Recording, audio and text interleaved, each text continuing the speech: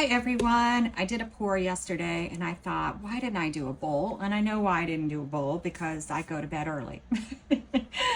So I am starting early in the day with Let's Resin 1-to-1, their regular resin. It's not fast cure or anything. I've poured 10 ounces. I'm going to put an ounce each in 3 cups.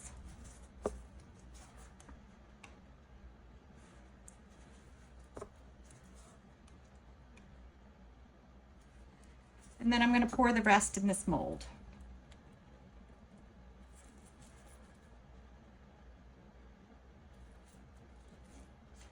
And while it moves and centers itself, we are going to mix up our products.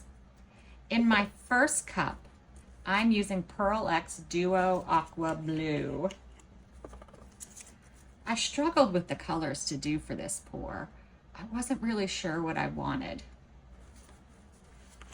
So we'll see how this comes out. I still want to do a blue bowl, but then I thought, let's add some green, but not too green, and that's how I came up with the Pearl X.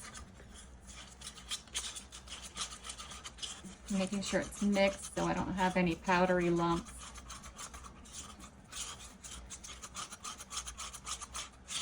Now you can do this pour as a dirty pour. I just don't feel like I get the best mix of what I want. I have control issues, so I want the colors to be everywhere I want them to be. All right, next, I have one of my favorite colors to use, and it's from Laura's Art Corner Deep Blue Hyacinth. And I'm running out of this one, but I just got a new one, so I'm golden.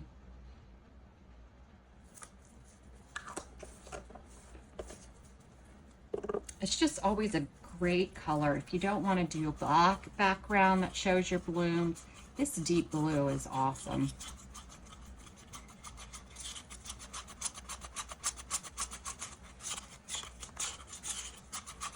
Again, just making sure it's mixed. It looks like a blue velvet, doesn't it? And then last, but certainly not least, is our white, and today I'm using Let's Resin Ocean White because I want a little bit heavier white. And I'm doing about a pea-sized drop, not too much.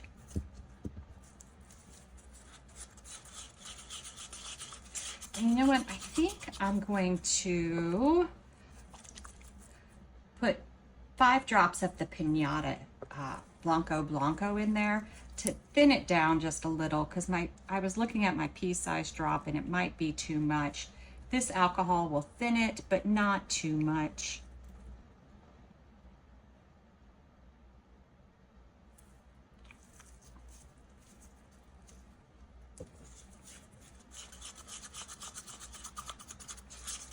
Any white alcohol ink will do if you find that you use too much paste. Make sure it's mixed really well. Don't want any stringy color.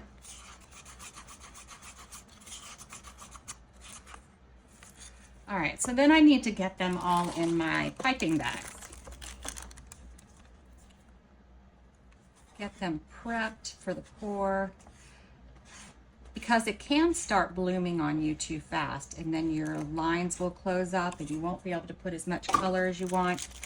The resin is at 31 degrees Celsius, so I do have concerns about the center of a tray not blooming, so I do need to hurry it along.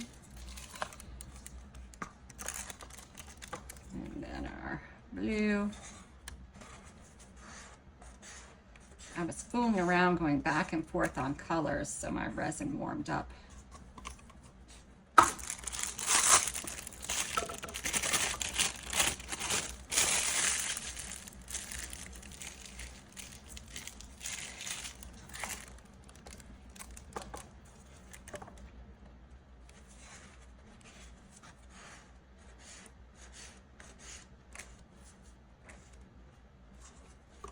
All right. My room is also starting to warm up early today. I thought it was going to rain and cool things off, but not yet. All right, I'm gonna start with my white, cut a little tip off. I'm gonna stand up to do this so I can center it for a bowl.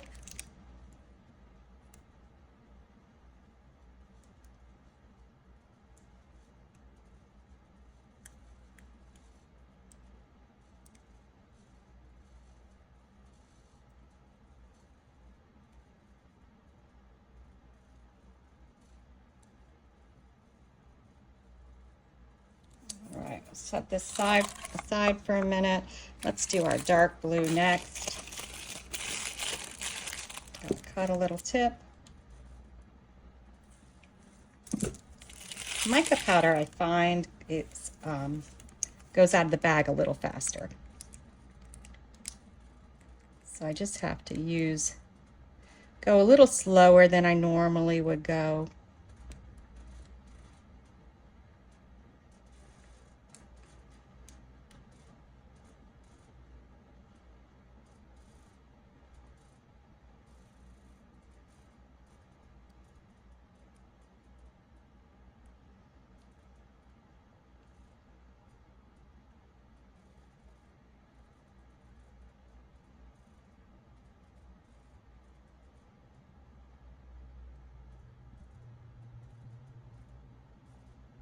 Oops, popped over the edge, that's okay. I'm also going to use the dark blue to go around the outside.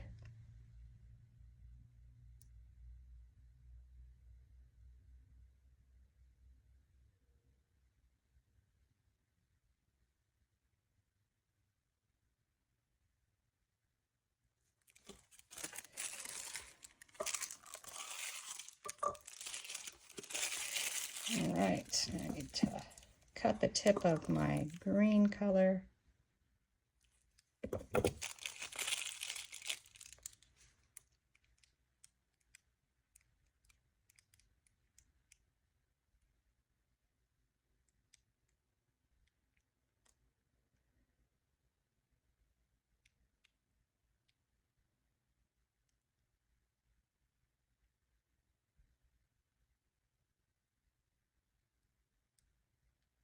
I want these two colors to sort of mix together a little. Normally I will put a white in between my mica powders.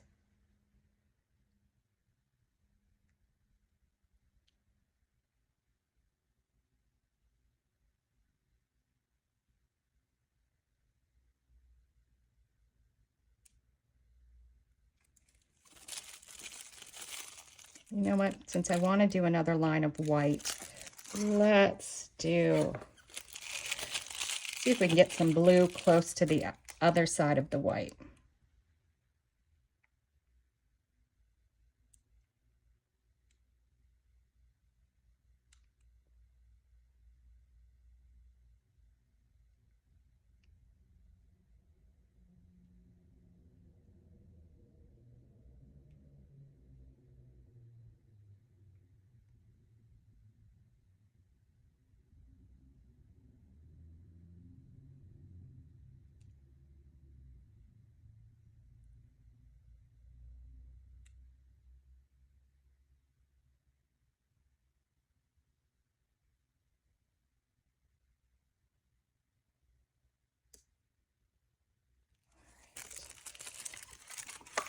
So now I'm going to try to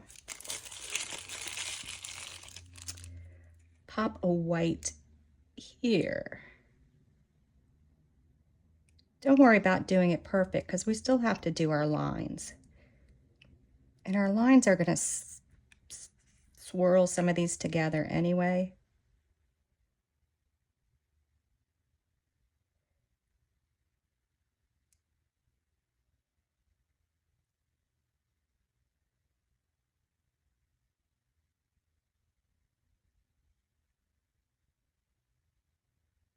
My white's getting a little thick. It's like it doesn't want to come out of the bag anymore. That's okay. All right. So now let's do our lines. Let's see. I had my paintbrush. Do I have a paintbrush, dotting tool, whatever I've got? Found my paintbrush. So I'm going to do my normal squiggly lines.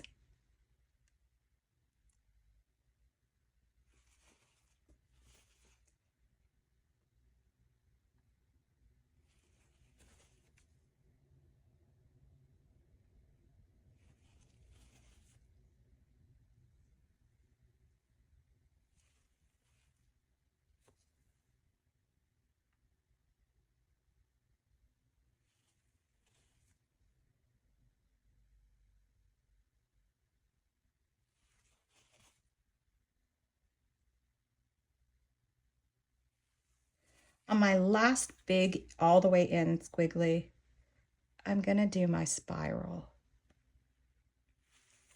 Don't spiral too much because it dilutes the color. All right, now I'm going to split these up, but I'm not going to go all the way in. Just a little way.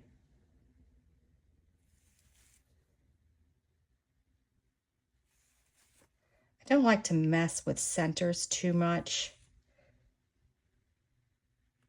I tend to find the more that I play with a center trying to get it to look perfect, the worse it looks. You know what I mean? So it's better not to play with it. All right. So now is the tough decision. Do we want a center? And I actually am thinking a nice blue center would be good. So let me go over and grab some bits.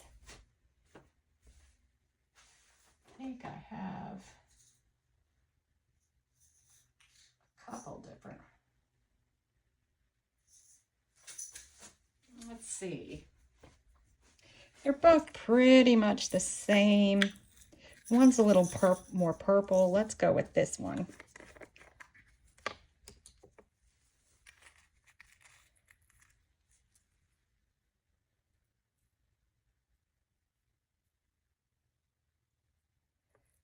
I just want to sprinkle them around a bit. I don't want it all solid. So I need to smoosh it around just a little bit.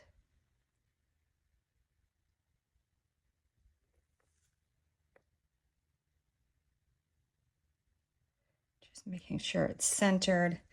Let's take a look. Let's get out the old tape measure. I know the mold's almost 10 inches across. So if I get it somewhere around 5.5, I'm usually pretty good for this mold. Yeah, I think we're good.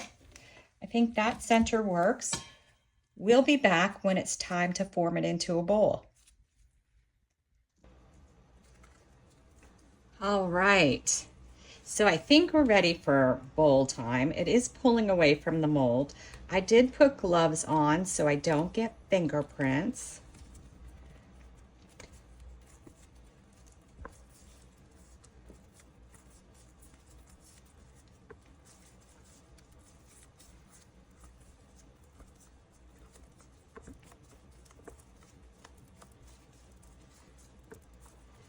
Here, coming away really good. Oh, wow, look at that. I wish you could see it better. Let's bring the light in a little closer. I don't know, can you see that? It's very pretty. It's gonna make the perfect bowl. I'm gonna shove it in, and I'm not doing any ruffles. I'm going to push it all the way in.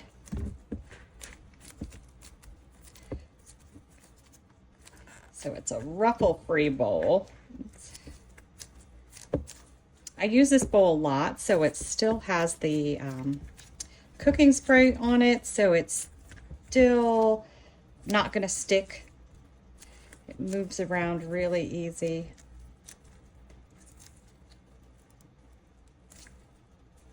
Just trying to see if everything is even. And the one problem with it moving around easily is that it just slides. Good and bad. Good and bad.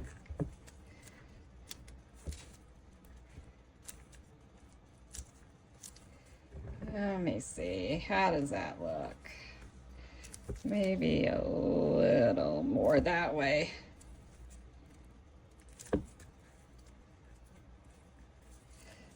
Little that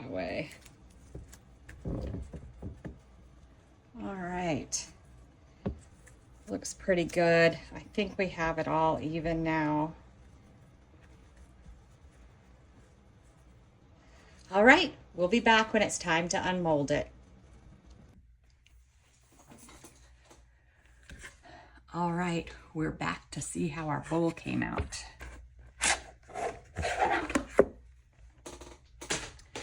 That is so cool. Look at it.